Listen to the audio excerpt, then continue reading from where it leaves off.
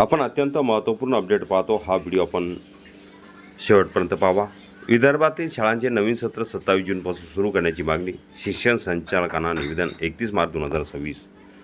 नमस्कार मित्रांनो, चॅनलमध्ये आपले सहर्ष स्वागत आहे। तत्पूर्वी आपण नवीन असाल चॅनल आता सबस्क्राईब करा, समोरील बेल आयकॉनला क्लिक करा।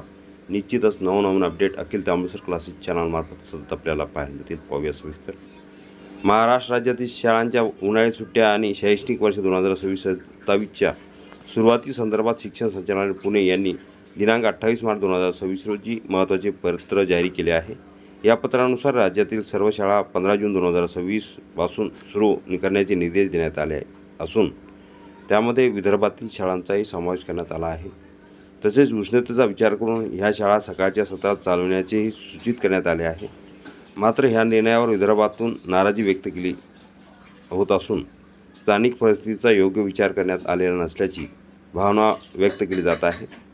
विदर्भातील उन्हातील तीव्र उष्णतेमुळे जून महिन्याच्या मध्यापर्यंत तापमान अत्यंत उच्च पातळीवर असते।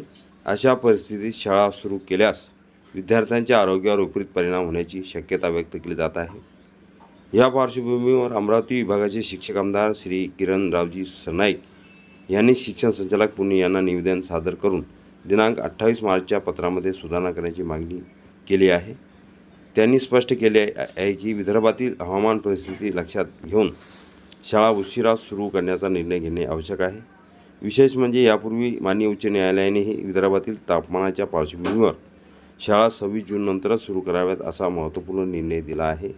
त्यामुळे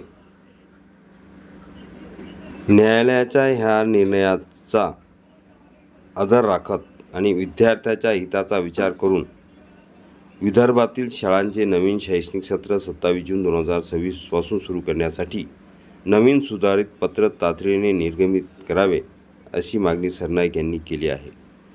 विद्यार्थ्यांचे आरोग्य सुरक्षित आणि शैक्षणिक गुणवत्ता लक्षात घेता हा निर्णय अत्यंत महत्त्वाचा ठरणार असल्याचे त्यांनी नमूद केले आहे।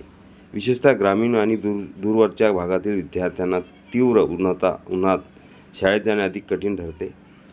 त्यामुळे शासनाने स्थानिक परिस्थितीचा संवेदनशीलतेने विचार करून योग्य तो निर्णय घ्यावा अशी अपेक्षा व्यक्त केली जात आहे। दरम्यान ह्या मागणीवर शिक्षण विभाग काय भूमिका घेतो याकडे विदर्भातील शिक्षक, पालक आणि विद्यार्थ्यांचे लक्ष लागले आहे। जर शासनाने ह्या मागणीला मान्यता दिली तर विदर्भातील हजारो विद्यार्थ्यांना मोठा दिलासा मिळणार आहे। हा व्हिडिओ उपयोगी वाटला असेल लाईक, शेअर आणि अखिल तांबेसर क्लासेस चॅनलला लगेच सबस्क्राईब करा, लाईक करा, कॉमेंट्स करा।